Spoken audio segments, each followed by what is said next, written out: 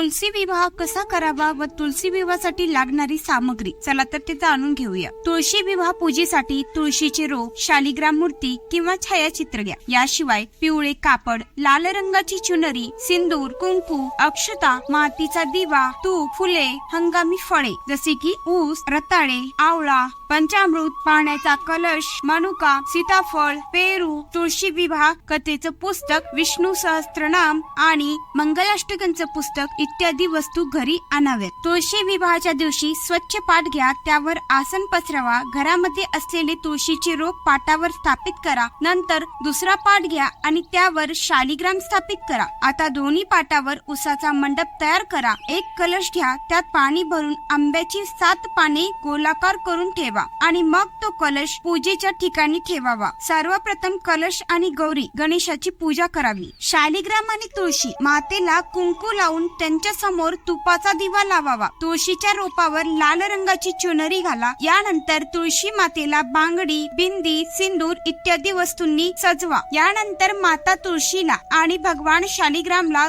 धूप, दिवा, वस्त्र, माळा, फुले अर्पण करावी. पाटावरची शालिग्राम भगवान हातात घेऊन तुळशीची 7 वेळा प्रदक्षिणा करावी व मंगलाष्टका म्हणावी. यानंतर तुळशी माता आणि भगवान शालिग्रामची आरती करावी. त्यांना नैवेद्य दाखवावा आणि प्रसाद वाट